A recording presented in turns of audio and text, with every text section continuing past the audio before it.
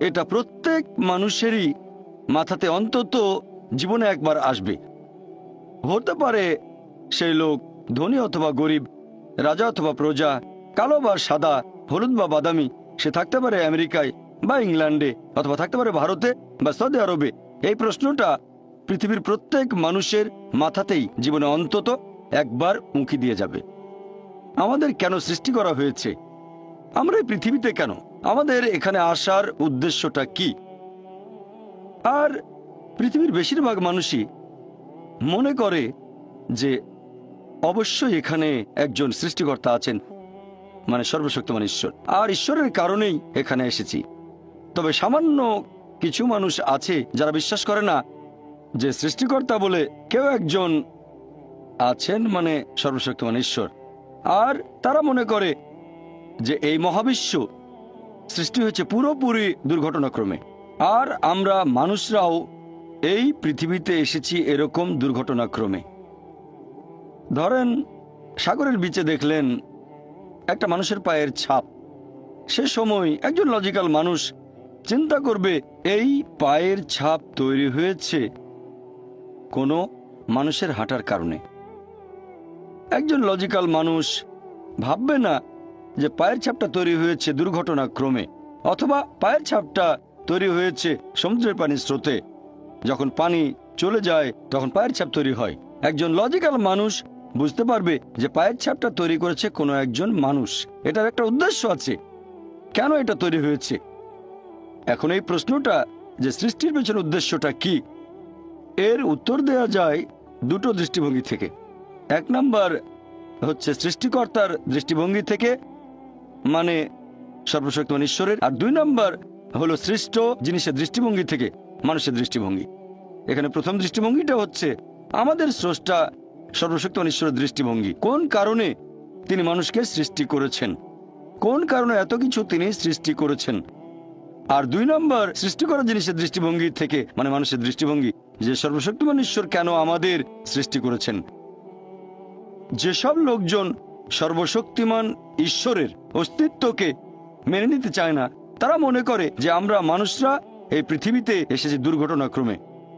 তাহলে সেই ফিলোসফি অনুযায়ী মানুষ আর অন্যান্য সৃষ্ট জিনিসের মধ্যে কোনো পার্থক্য নেই, সবাই এসেছে দুর্ঘটনাক্রমে। মানুষ আর অন্যান্য পশু পাখি সবাই দুর্ঘটনাক্রমে।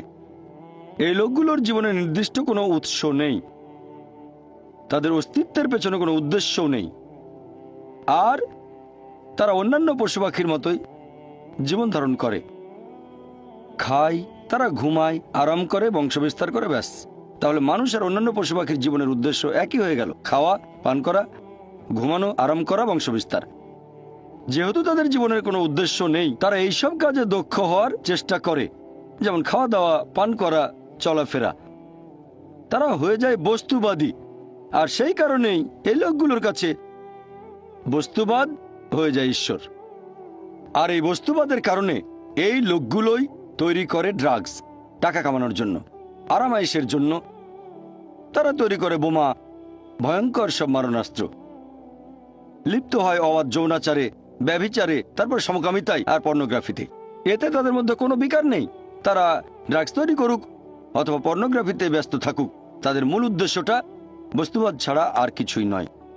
আসুন আজকে আমরা এই প্রশ্নটার উত্তর খোঁজার চেষ্টা করি দুটো দৃষ্টিভঙ্গি থেকেই, যে সৃষ্টির উদ্দেশ্যটা আসলে কি। প্রথমে আমরা দেখব আমাদের সৃষ্টিকর্তার দৃষ্টিভঙ্গি, সর্বশক্তিমান ঈশ্বরের দৃষ্টিভঙ্গি, অর্থাৎ আল্লাহ সুবহানাহু ওয়া তাআলার দৃষ্টিভঙ্গি। কোন কারণে তিনি মানুষকে সৃষ্টি করেছেন। আল্লাহ সুবহানাহু ওয়া তাআলা কোরআনে বলেছেন, সূরা গাফির অধ্যায় নম্বর 40 আয়াত নম্বর 57, যে আকাশমণ্ডলী আর পৃথিবীর সৃষ্টি অনেক মহান মানুষের সৃষ্ট জিনিসের চেয়ে, কিন্তু অধিকাংশ মানুষ এখনো সেটা বুঝতে পারে না। অনেক মানুষ মনে করে যে আমরা হলাম সৃষ্টির সেরা জীব, তবে আল্লাহ বলেছেন আকাশমণ্ডলের পৃথিবীর সৃষ্টি মানুষের সৃষ্ট জিনিসের চেয়ে অনেক বেশি মহান। এখন যদি উত্তর দিতে হয় যে কেন আল্লাহ সুবহানাহু ওয়া তাআলা সর্বশক্তিমান ঈশ্বর আমাদের সৃষ্টি করলেন, আল্লাহ সুবহানাহু ওয়া তাআলার অন্যতম একটা বৈশিষ্ট্য, ঈশ্বরের বৈশিষ্ট্য হচ্ছে সৃষ্টিকর্তা, সেরা সৃষ্টিকর্তা। আর আল্লাহ পবিত্র কোরআনে বলেছেন, সূরা মুমিনুন অধ্যায় নম্বর 23 আয়াত নম্বর 14, যে আমাদের স্রষ্টা আল্লাহ সুবহানাহু ওয়া তাআলা, তিনি সর্বোত্তম স্রষ্টা। যদি একজন স্রষ্টা থাকেন, তার বৈশিষ্ট্য যদি হয় সৃষ্টিকর্তা, তার সৃষ্ট জিনিস থাকতে হবে। যদি কোনো সৃষ্টি না থাকে, তাহলে কোনো সৃষ্টিকর্তা থাকবে না। যেমন ধরেন, আপনি বললেন যে ওই লোকটা সেরা লেখক, তাকে প্রশ্ন করা হবে যে আপনি কি কি জিনিস লিখেছেন, আপনার লেখা বইগুলো কোথায়, আর্টিকেলগুলো কোথায়। সেই লোক তখন বই বা আর্টিকেল দেখালে আমরাও বলতে পারি যে হ্যাঁ, এই লোকই সেরা লেখক। একইভাবে আল্লাহ তাআলার অন্যতম একটা বৈশিষ্ট্য হচ্ছে সৃষ্টিকর্তা, সর্বোত্তম সৃষ্টিকর্তা। তাহলে অবশ্যই তার সৃষ্টি থাকবে।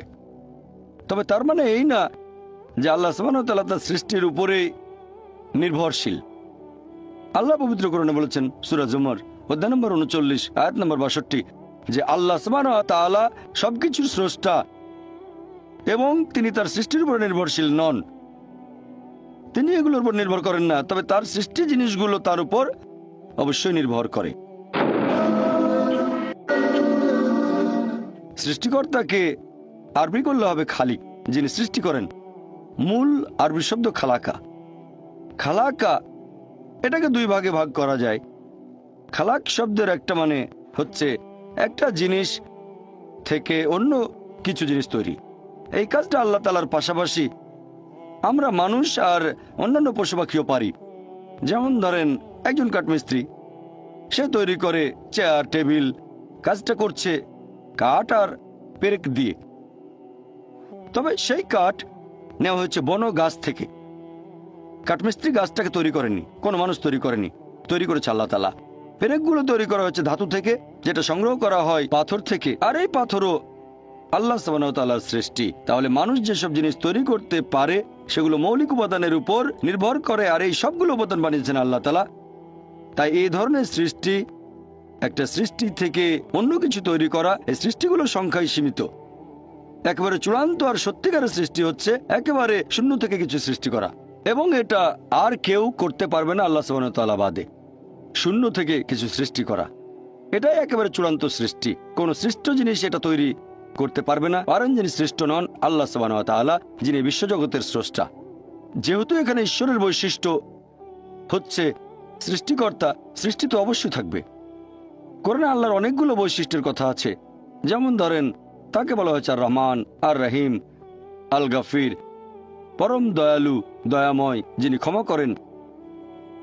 মানুষ জাতির সৃষ্টিটা একেবারে আলাদা সৃষ্টি। আমরা মানুষ, আমাদের স্বাধীন ইচ্ছা আছে। আমরা আল্লাহ তাআলার নির্দেশ মেনে চলতে পারি, আবার নাও মানতে পারি। এটা আলাদা একটা সৃষ্টি। আর যেহেতু আল্লাহ তাআলাকে মান্য অথবা অমান্য করার ক্ষমতা আমাদের আছে, তাই আমরা মাঝে মধ্যে পাপ কাজ করতে পারি। আর যেহেতু মানুষ পাপ করতে পারে, তাই আল্লাহ সুবহানাহু ওয়া তাআলার একটা বৈশিষ্ট্য, তিনি ক্ষমা করে দেন। তিনি দয়াময়, পরম দয়ালু, পাপ ক্ষমা করেন। যদি আমাদের কোনো স্বাধীন ইচ্ছা না থাকতো, তাহলে আল্লাহ সুবহানাহু ওয়া তাআলার সব নির্দেশ মেনে চলতাম, আর ফেরেশতাগণের সাথে আমাদের কোনো পার্থক্য থাকতো না। ফেরেশতাগণ আল্লাহ সুবহানাহু ওয়া তাআলার সৃষ্টি, তবে তাদের কোনো স্বাধীন ইচ্ছা নেই। তারা আল্লাহ সুবহানাহু ওয়া তাআলার সব নির্দেশই মেনে চলেন, কারণ তাদের কোনো স্বাধীন ইচ্ছা নেই। তবে মানুষের স্বাধীন ইচ্ছা আছে, আর স্বাধীন ইচ্ছার কারণেই আল্লাহ সুবহানাহু ওয়া তাআলার দয়া, আল্লাহ সুবহানাহু ওয়া তাআলার করুণা, আল্লাহ সুবহানাহু ওয়া তাআলার ক্ষমা আমরা দেখতে পারি। আরও একটা বৈশিষ্ট্য আল্লাহ সুবহানাহু ওয়া তাআলার পবিত্র কোরআনে আছে, তিনি ভালোবাসেন। আর আল্লাহ সুবহানাহু ওয়া তাআলা পবিত্র কোরআনে অনেক জায়গায় বলেছেন যে আল্লাহ তাদের ভালোবাসেন যারা তাকে বিশ্বাস করে, যারা ধৈর্যের সাথে অপেক্ষা করে, ন্যায়নিষ্ঠ কাজ করে, ধর্ম পালন করে, যারা ধৈর্যশীল আর অধ্যবসায়ী হয়, যারা তার কাছে আসে এবং যারা তাকে বিশ্বাস করে। আল্লাহ পবিত্র কোরআনে বলেছেন সূরা আলে ইমরান অধ্যায় নম্বর ৩ আয়াত নম্বর ৩১, আল্লাহ বলছেন সর্বশেষ চূড়ান্ত নবী মুহাম্মদ সাল্লাল্লাহু আলাইহি সাল্লামকে, তাকে বলছেন যে বলো, যদি আল্লাহকে ভালোবাসো আমাকে অনুসরণ করো, আল্লাহ তোমাদের ভালোবাসবেন আর তোমাদের অপরাধ ক্ষমা করবেন। আমাদের নবীকে নির্দেশ দিয়েছেন স্রষ্টা আল্লাহ সুবহানাহু ওয়া তাআলা মানুষকে বলার জন্য যে আল্লাহকে ভালোবাসলে তোমরা আমাকে অনুসরণ করবে, মানে নবীকে। আল্লাহ সুবহানাহু ওয়া তাআলা তোমাদের ভালোবাসবেন আর তোমাদের অপরাধ ক্ষমা করবেন।